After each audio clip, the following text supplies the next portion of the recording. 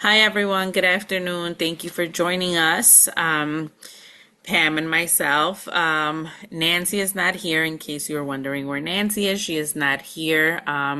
She was bummed about not being able to attend today's webinar, but we're here, so we're going to make the most of it. Before I introduce our wonderful speaker, I did drop a link in the chat for attendance. If you can please fill it out, it's just asking for your name and your email. So that way, when it's time to send out those CEU certificates, I have your information and I can send those to you. You should be receiving them by the middle of July. I am taking the next couple days off. So once I get back to work, I will work on the certificates. If you do not receive them by July 15th, excuse me, please reach out to either me, myself, or Nancy, and we will look into why you have not received your CEU certificate. But please give us until July 15th to get those out to you. But please fill out that attendance form so that way we have your information. So now to introduce our wonderful speaker, Pam. Pam is a dear friend of Nancy, and she's a dear friend of the Illinois Family Resource Center. She has helped us tremendously with planning of the with the development of the Circle of Care project. She is a Chicago-based author, curriculum developer, and consultant dedicated to increasing the resilience and capacity of individuals, families, communities, organizations, and systems of care. Among her primary areas of focus are resilience, trauma, and strength-based approaches to behavioral health conditions. She was a big part of the Circle of Care project. So let's welcome Pam. It's all yours, Pam. Thank you very much. Welcome, everybody. This is part of a not live and learn, lunch and learn series. And what that means is you get to eat lunch and I get to learn from your comments. So, because we have such a small group and we can pretty much see everybody on our screen at once without squishing anybody's head, I propose that we do this like a discussion. If you're eating lunch and you want privacy, I understand, that you might want to have your um, screen hidden, your face hidden. But if we get into a discussion and you're willing to show your face, that would be fantastic. It increases the amount of intimacy in the room. Um, and I think this would be a great opportunity for something where we could get to know one another. All right, so I'll start with a confession. I am way too old to have grown up in Mr. Rogers' neighborhood. Uh, the the first the first even mention I saw of Mr. Rogers apparently went syndicated in 1968 when I was 16 going on 30, and I really could have used him in my neighborhood. I really could have used him in my home. I really could have used him on my TV. Um, I had to make do with Rocky and Bullwinkle and Boris and Natasha. Um, he and by the time he did come in, where I even saw a reference to it in the TV guide, it was Mr. Rogers, all one word, neighborhood. So it looked like it was Mr. Ogre's neighborhood, which did not sound like anything I would want to inhabit. So I totally missed him. But when I see him, I fell madly in love with him like 5 or 10 years ago when I found out about him and found out what he really was. Maybe more than that. I don't know. But, and I know that I pretty much cry most of the times I see him, especially if Daniel Striped Tiger is there, uh, because that little Pam that I was could really have used somebody whose opinions I trusted to tell me that I was not a mistake. And it's one of those things where if you don't learn it while your bones are forming, you'll never really learn it in your bones. And you have to work a lot harder to act as if. So when I was getting ready for this, I mean, I kept thinking about Mr. Rogers as something. We're trying to create a bunch of Mr. Rogerses. The Circle of Care project was an amazing 1 year opportunity for some consultants under the direction and guidance and inspiration of the leadership at Illinois Family Resource Center to say, if you could spend a year creating resources for people who want to be of help and support to children who are grieving due to their experiences in substance affected homes, and that could be affected by a substance use disorder of any family member, or it could be affected by the fact that one of the family members um, tried something that turned out to be fatal and may not have had any kind of illness at all. So, what can you do in a year? And we found out it was an amazing experience. Uh, the the leadership, um, uh, Teresa Perdue and Jenna Overstreet, Nancy Phillips. Um, I think of them as like this this magical team of people who and there were more besides. There were many others who got involved, but this was they made it possible uh, for consultants with very different areas of effort and expertise to create this very unified thing. And of course, we had our secret weapon, which was Ambrosia Branson, who uh, I think could probably organize anybody to do anything, and did, and kept us afloat, kept us organized, kept us on task, kept us on schedule, which is rare in this world.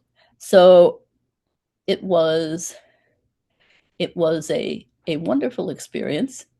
Um, and one of the things that appealed most about it to me, um, apart from the general topic area, is that they wanted to combine professional helpers and healers with the natural helpers and healers, the unofficial people who live in communities. And it may be the barber or the hairstylist. It may be the lady who lives down the hall. It may be the coach. It may be the English teacher who reads your essay, and people who they wanted to empower people whose job it is not necessarily, but whose nature goes in that direction, with information, with training, with resources, and most important, with a knowledge of one another, with the connections within the community and cross community. So this was a tremendously ambitious thing, and I believe one of the few ways in this world of gaping needs, one of the few ways we're ever going to address these needs is uh, through through mobilizing and supporting and training and preparing uh, people who just happen to stumble across somebody who's greatly in need of support. I, in preparing for this presentation, I I Googled to see if I could get you a video clip of Mr. Rogers supporting a child, perhaps with the assistance of Daniel Striped Tiger, because I like him, uh, supporting a child who is dealing with challenges, with losses, with trauma, with pretty much anything in a family that's affected by substances or substance use disorders. And I couldn't find it. So I, and I did the AI search, and I tried different ways of saying it, and I wasn't getting any. So I asked Google Al, which is basically Google AI, but it looks like Al.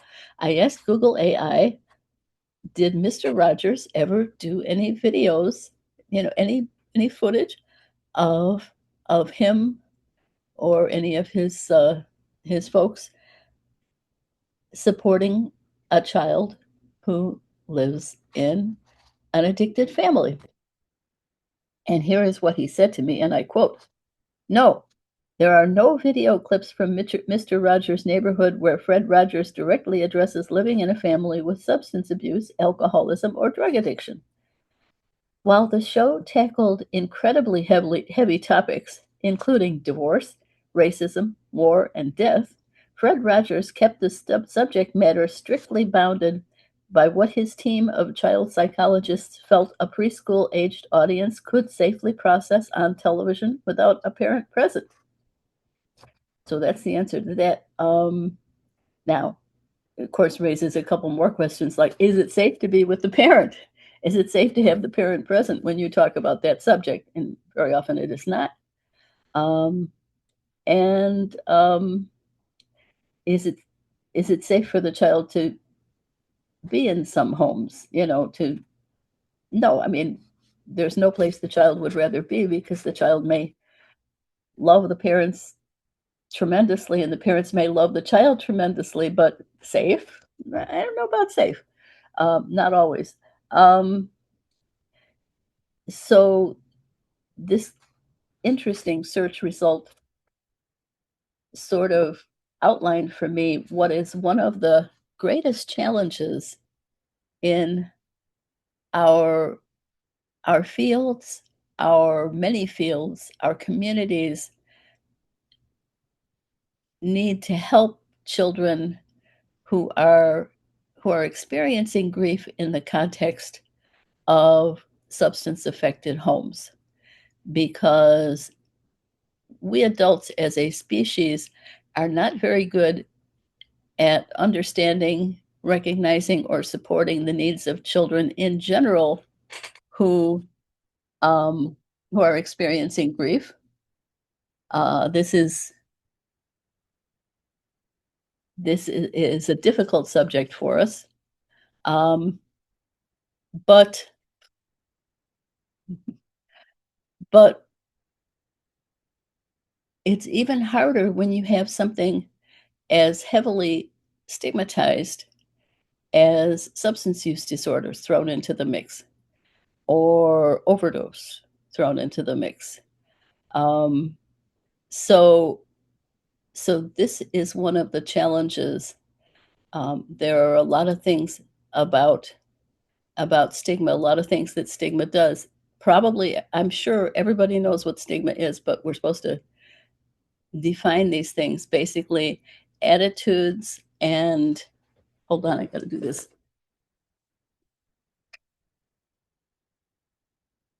Attitudes opinions of people based on their experience, based on the group they belong to, based on an illness that they have or a condition that they have. These are preconceived notions that are not based on our own experience of the person. So the stigma does a number of things. It creates on an individual level great shame for people who are members of stigmatized groups, and people with substance use disorders are definitely members of stigmatized groups. So are their family members. That's sometimes called courtesy stigma. So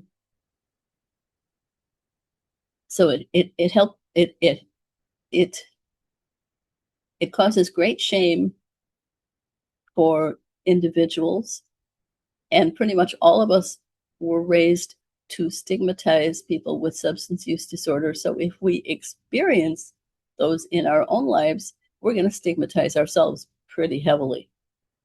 However, we may defend against that knowledge or that stigma. It affects the interactions between people, among people. It also affects the ways people are treated in terms of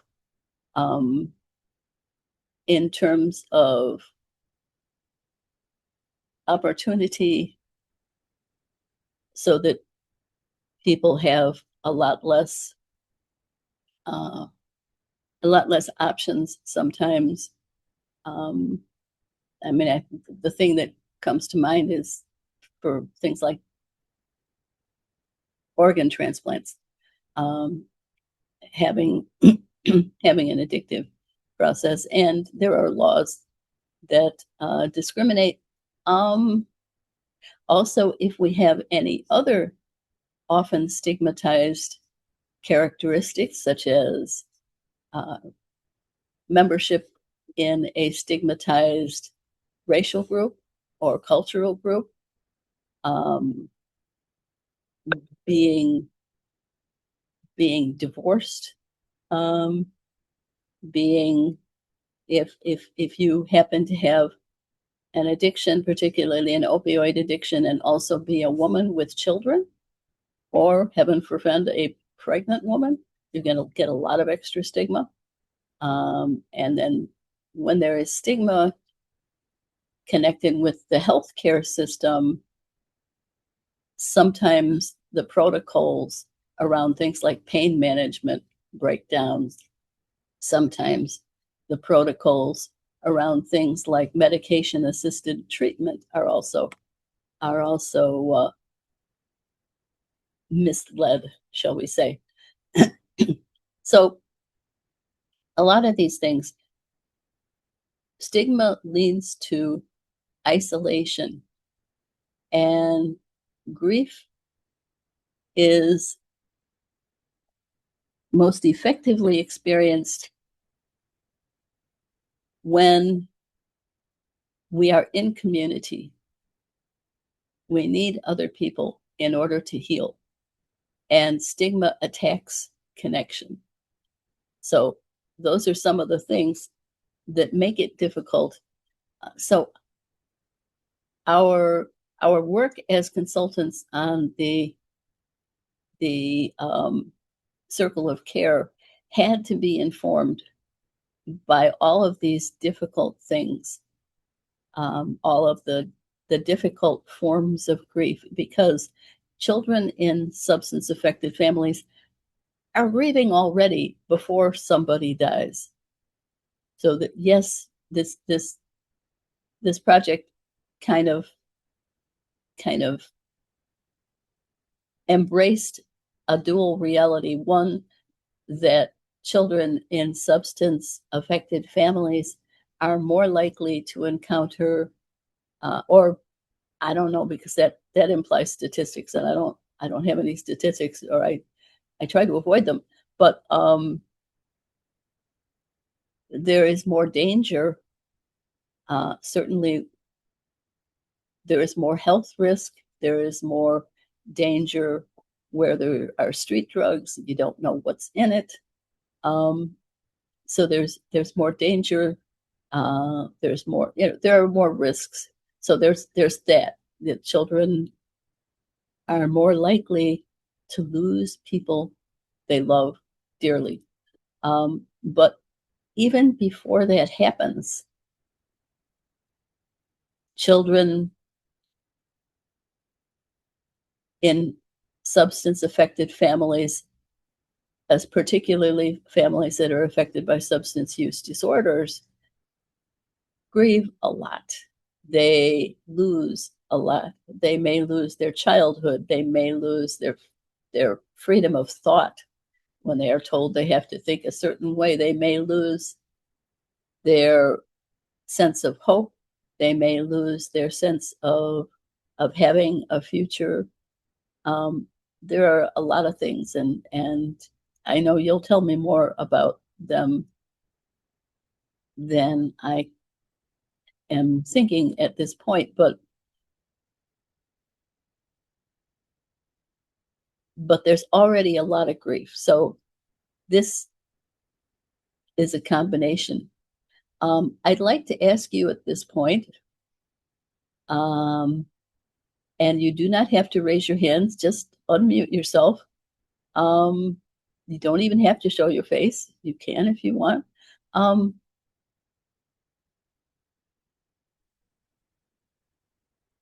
In the community where you live now, or the place where you work, or first of all, if you could tell us a little bit about the kind of work you do and your exposure to kids. And can you tell us a little bit about, is there a Mr. Rogers in your community? Is there a Mr. Rogers in your school, in the neighborhood where you live? Is there somebody kids naturally trust who offers that natural support? And what kinds of challenges do kids look for support on? And you can talk about the community you live in right now or the community you grew up in. Just tell me a little about that natural support that kids may be seeking and receiving.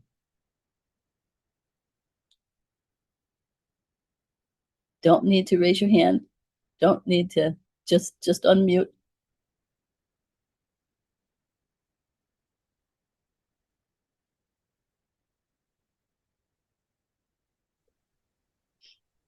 I'll go. So my name is Kelly. So I work, if you hear my toddler in the background, I apologize. So, I work weekends, as needed, and I stay at home with our daughter during the week. But I'm a social worker in a hospital setting. So I go between either medical floors, sometimes I'm in the NICU. But I think when I look at like my daughter and the other kids in the neighborhood and who's kind of, the Mr. Rogers, I would think our next door neighbor is. She just, even though she's, I think about 75, give or take, she just seems very like a kid herself. So a lot of the kids kind of gravitate towards her. And plus, she always gives the kids suckers and candy. So I think that always helps too. So, but yeah, she's just a nice neighbor to have, and the kids just naturally just go to her. Wonderful. She's kind of one of the primary audiences for the Circle of Care things, because she is a natural helper within the community. Kids are going to go to her any place. Most of the kids who need help because of grief that they are experiencing within their substance affected families are not going to make their ways to professional services until much later, as they kind of have to develop something that can get diagnosed and treated. Before that happens, it has to get a lot worse. And of course, human beings are capable of having a lot worse stuff happen to them. So yeah, thank you, Kelly. Thank you for that. Who's next?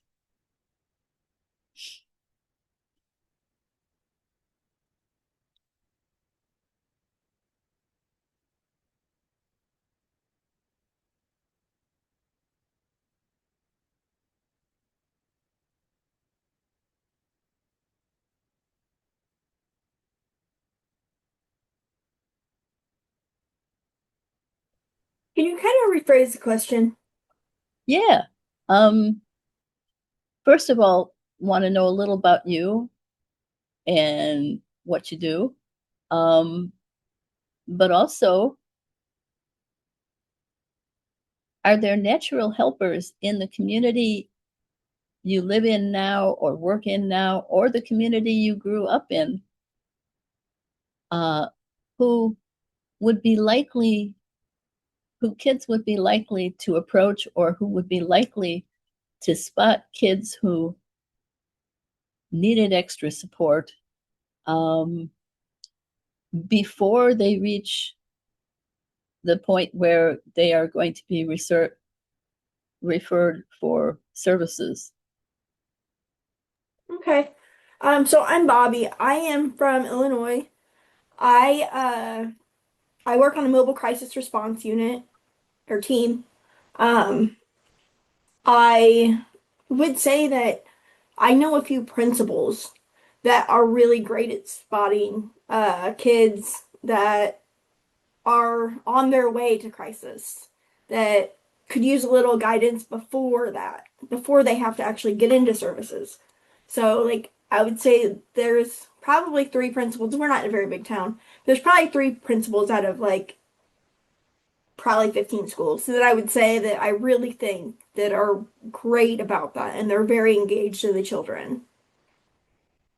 That is wonderful to hear. Thank you. They also would be wonderful people to go to the Circle of Care training and ask all their friends or all their fellow principals too. By the way, what I'll be showing you is not only what the resources are that you can read, but also a whole training that you can listen to and you can invite others to listen to. But thank you, Bobby. Linda, looks like you're joining us here.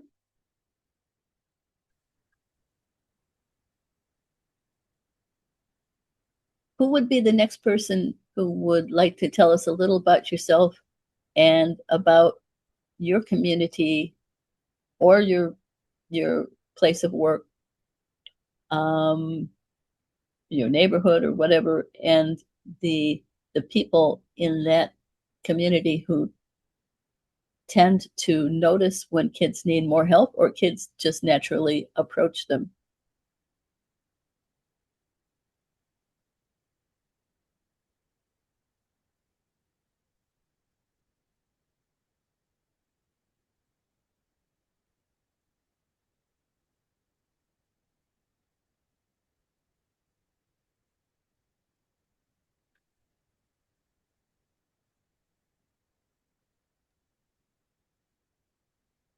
Hi, I'm Dana Baker, Hey, Dana.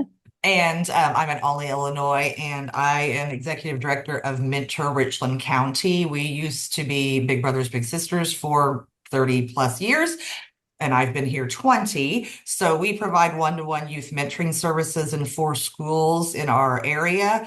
And so obviously, you know, we're teacher referred, DCFS referred, school counselor, school nurse referred, whatever. And then so we do an hour a week. We match the kiddos with one-to-one with either an adult in the community, a high school student, a college student, whatever. And we have currently about 60 kids.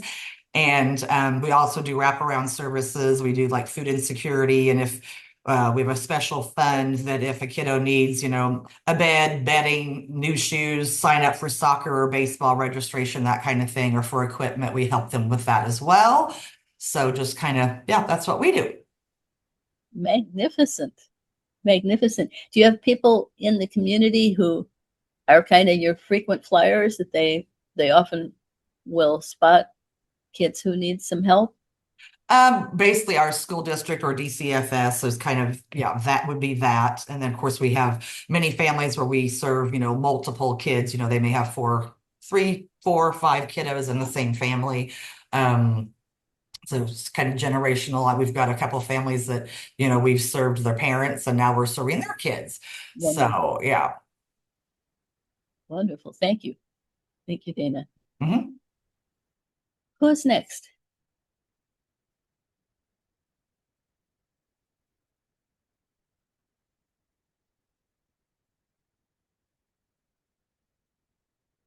Is there anything else that you'd like to say that doesn't fall under that question?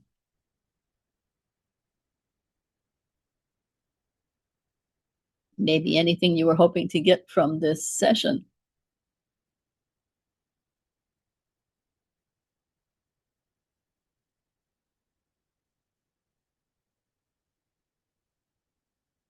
So what I'm going to do is I'm going to switch to where I show you the Circle of Care website and show you how to find it, show you how to get to different things in it.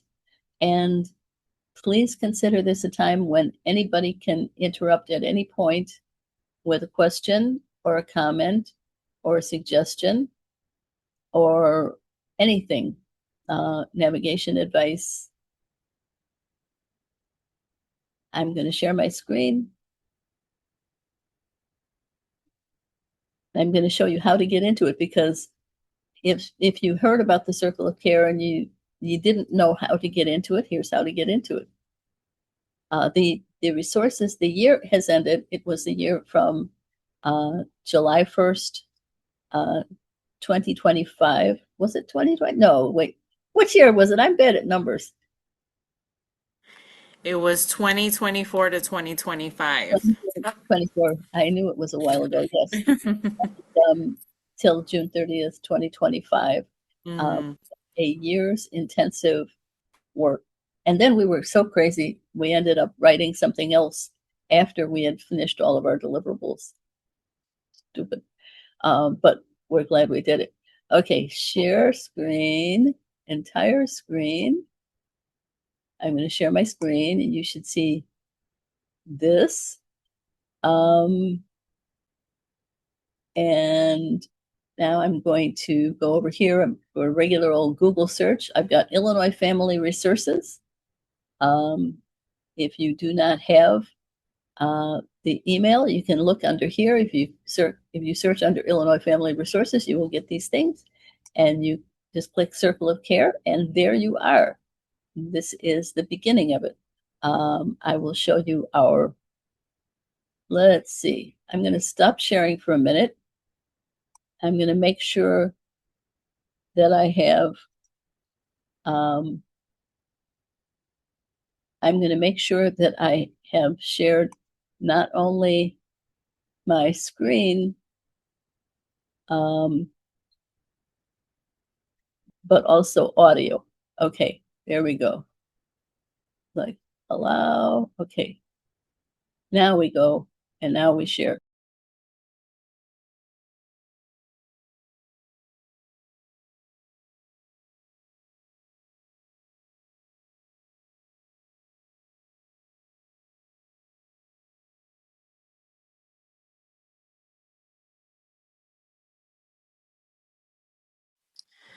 You're muted, Pam.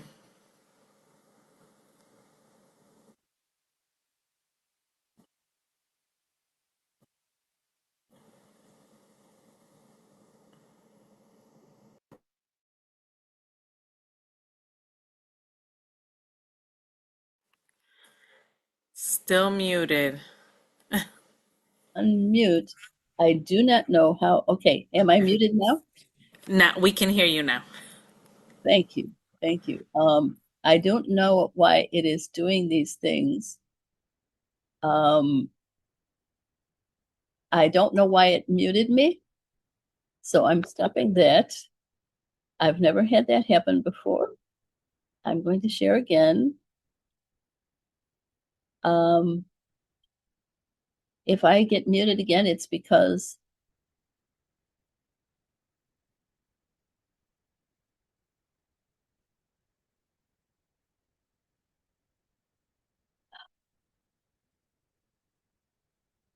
okay. Can you see, first of all,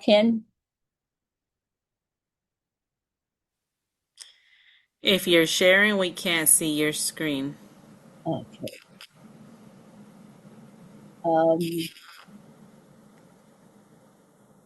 I guess I can't play Simone because when I try to do it, let's try it again. I'll give it one more try, and it's not allowing me to share.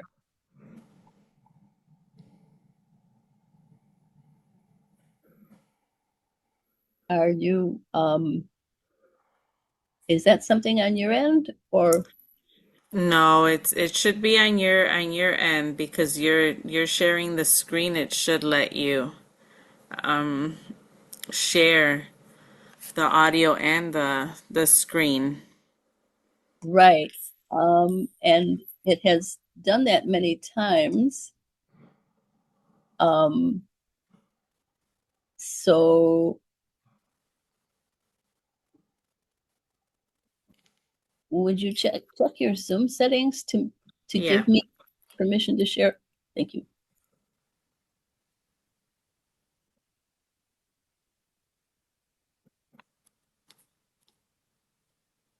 Computers are evil. It should allow you to share. The option is to share. You're able to share. Um,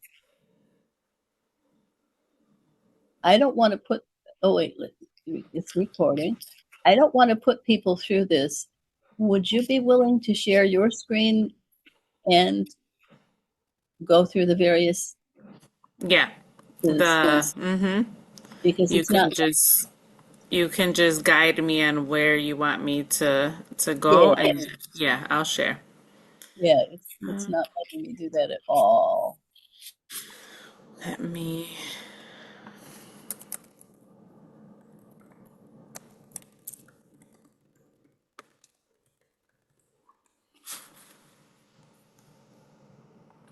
The only thing I can think of that might have made it angry was that I tried to share my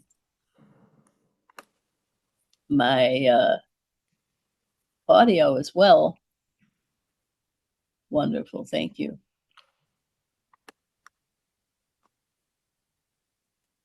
All right, wonderful.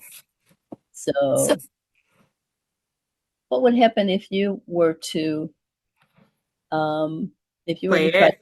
Simone?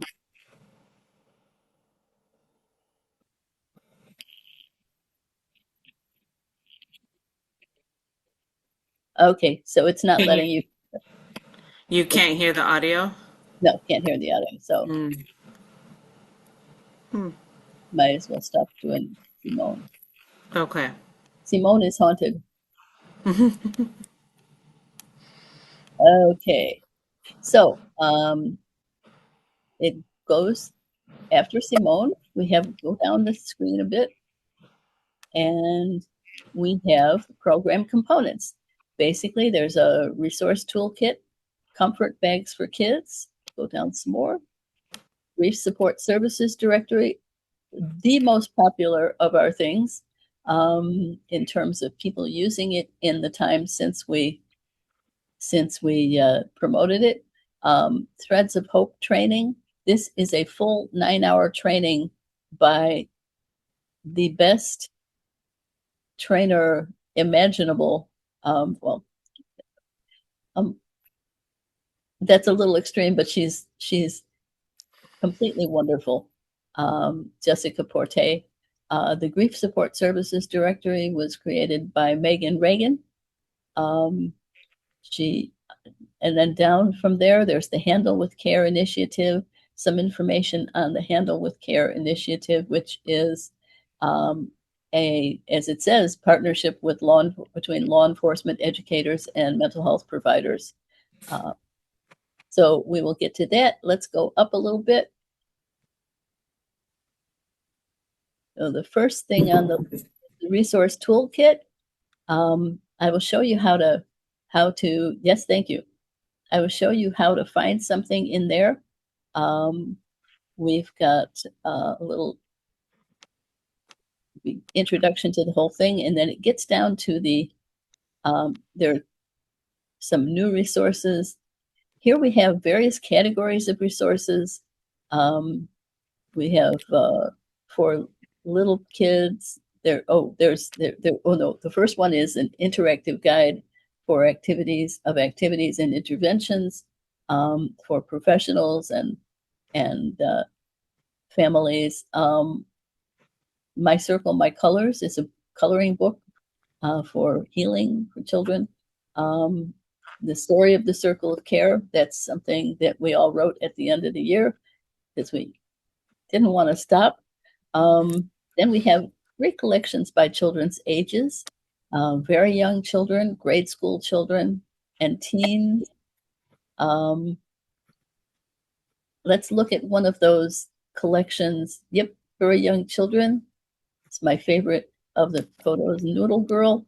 So then we've got for very young children, things about very young children. If you go down a little bit, you'll see there are resources on the supporters role with little kids. If you go down from that, you see things in the words of kids who have experienced grief. And you go down some age-appropriate activities for little ones. So if you click on any of these, you will get to, you will get to that resource. And these are all on the websites of the organizations that created them. There are some absolutely wonderful organizations represented here that have made just extraordinary things. Dear such and such, a letter to my person. A lot of them from the Dougie Center. Okay, let's go back to that page. So if you go, let's see the grief creature, drawing and coloring activity. Yep, and they get to color that.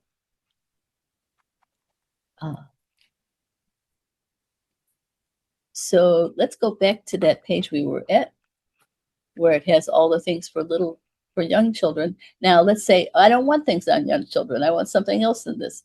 So you go up to the top of the page, and you will see on the right-hand side there are the 3 things for the age specific, but there's also if you go down a little bit,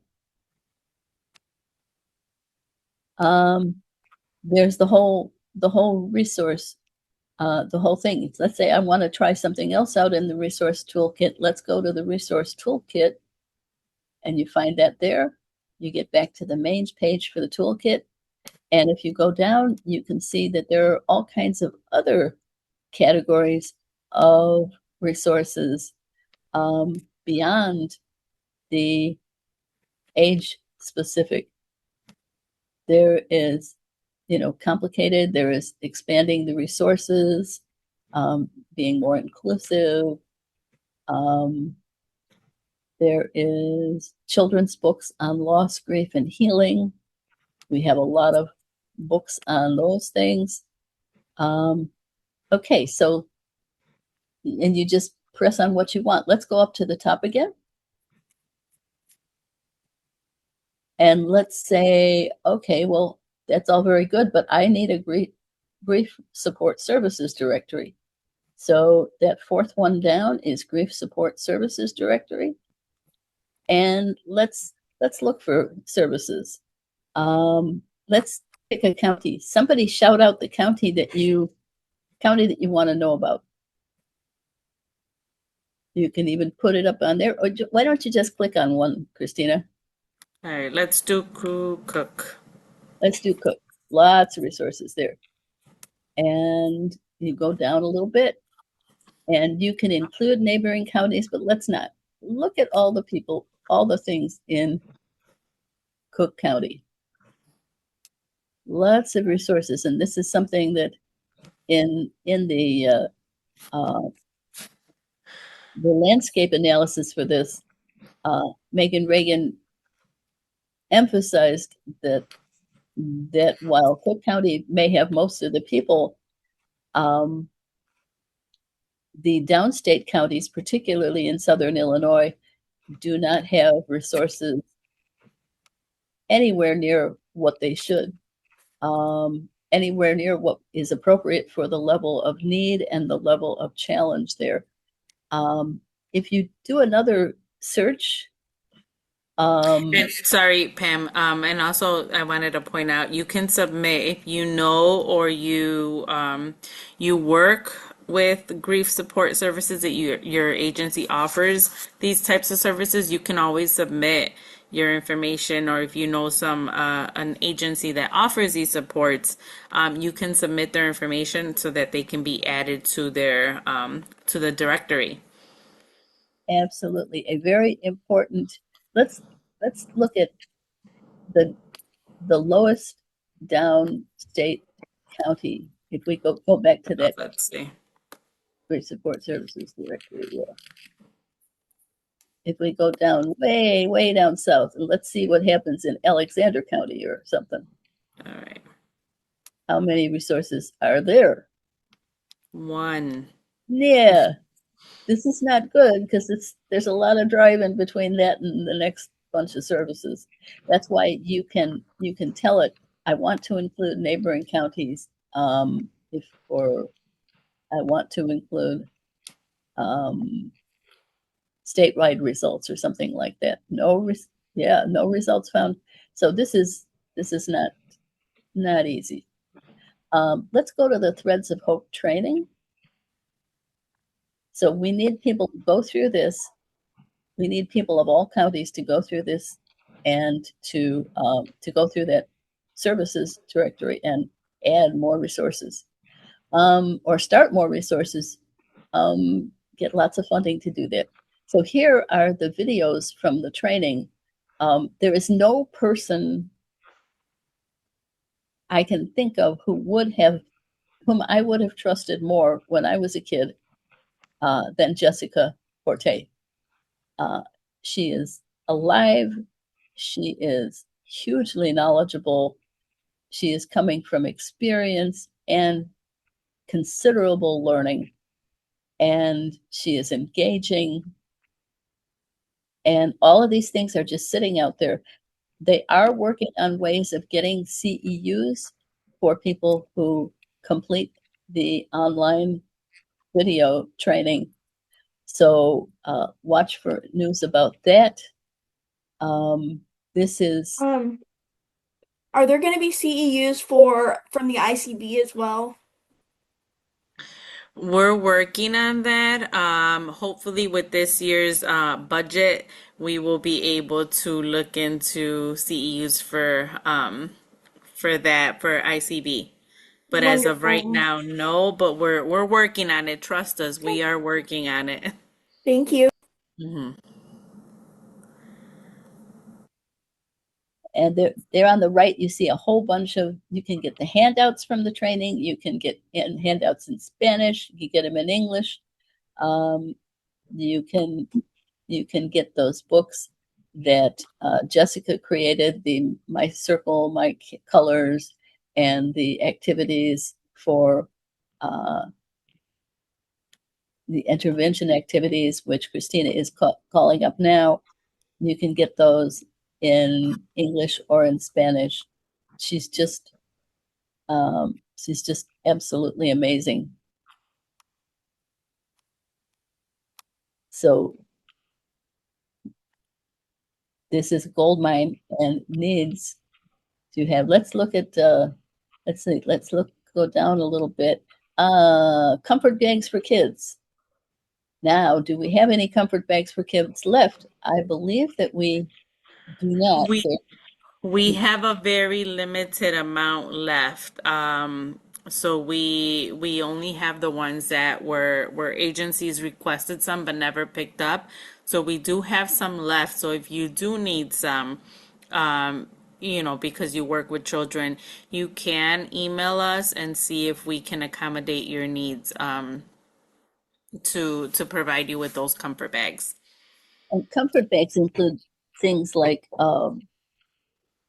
journaling tools, like wooden hearts and markers to mark on them, like Jerry Moe's bookmark with "I didn't cause it, I can't control it, I can't cure it, but I can care for myself," etc. A little book, and a Mimble Ball. Mimble Ball is a fuzzy thing with eyes. It's very trustworthy because its eyes are far apart. Tell me why that is. I don't know. But apparently research says that kids trust people whose eyes are far apart. and they have really fuzzy hair. And not only do they have really fuzzy hair, but if you shake them, their hair goes up in the air, kind of like ours. So what I would suggest, though, is also think about, well, how hard can it be to find comforting things that kids can get? And you can, kids in times of crisis, for example, through the, through first responders, through, kids in crisis, to have something. There's also in each bag, comfort bag, a little comfort bag letter that, tells them some things about using these and staying safe. But it is not beyond the realm of possibility that you could see things on the internet at really low cost that would give you a supply of comforting things to put in a comfort bag. The Circle of Care, in all the things the Circle of Care has done, we hope will do in ways forever. The last thing we want is to be the only one doing anything. The last thing we want is to be exclusive. We want everybody to do things. We want everybody to do things in their way, as long as it's safe for kids. What's important is that these concepts, these resources, the resources in the toolkit, for example, or the Threads of Hope trainings, those could be used by any state. They are not Illinois specific things. Yes, the Great Support Services Directory is Illinois, but these are generous people. If another state came to us and said, we'd like to create a Grief Support Services Directory for our state, I bet they would get all kinds of help in doing that. So we don't want to be unique. We want you to imitate us. We want you to carve your own out from what you know about your communities and what you know from your experience and from the experiences of the kids in your communities. So this is the last part that we didn't get to was the Handle with Care initiative. If you're not familiar with that, how can they get familiar? How can they get to know what's happening in their community in terms of Handle with Care and get involved, Christina? They can talk to their local schools to see if they are involved with the Handle with Care initiative. And if they are not, we still have cards with information on what Handle with Care is and how to get one started in their communities. And also we can direct them with LISO, who LISO does a lot of work with Handle with Care. And setting it up, helping people set it up in their communities. Is Lisa with SIU School of Medicine? Uh-huh.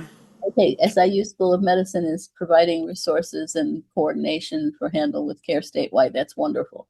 It is not just an Illinois initiative; it's in other states as well. But for Illinois, it's Lisa at which is just a wonderful thing. In Handle with Care, let's say somebody goes through a bad thing,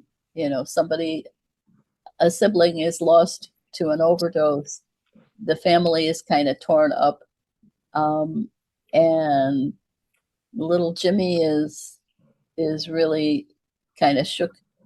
And so what happens is that the first responders get hold of the principal, I believe it is, and say, little Jimmy went through, little Jimmy needs Handle with Care. They don't even say what happened. They do not spread gossip. They do not spread that kind of information. They just said Handle with Care. So the principals and the faculty and the helpers who are in contact with Jimmy that day and perhaps some days after that, if needed. Cut him a break. If he's exhausted, they find him a place where he can sleep safely. Um, if he if he needs some special help, they find him some special help. So this is a very classy way of doing it, where nobody has to know why, but they just know that some things are really hard for kids. So it could be from grief, it could be from trauma, but wherever the DCFS or first responders get involved and they find out, that's who they pass it on to in the community.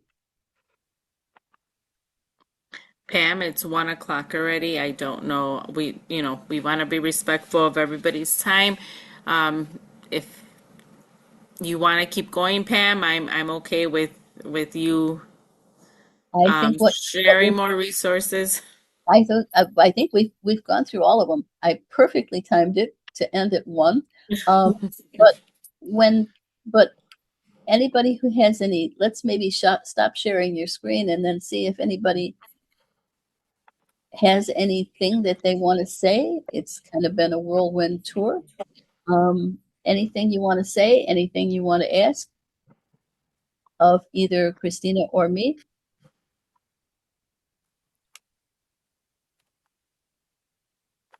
And if nobody speaks, we can just so Christina says, "Hi everyone, please fill out the attendance form to help us." Do they have evaluations as well for this? They will get the evaluation once I send out the CEU certificates. Got it. Well, I have really enjoyed talking to you about this and spreading the information about this and meeting those of you whom I was able to meet. And I look forward to hearing, and thank you too, Kelly. Look forward to hearing more about what you are doing with this stuff and more about what you're doing, the important work that you're doing with children and families. And I thank you very much for doing it. Yes, thank you, Pam. Thank you, everyone, for joining us. If you have any questions on anything that Pam shared with us, please feel free to email myself, or if you would like to get a hold of Pam for more questions, I can gladly share that information with you. But please fill out that attendance form. That'll be the only way that I know who was here, so that I can send out those CEU certificates. Again, any questions in the future, or if you need ideas on how to implement this circle of care,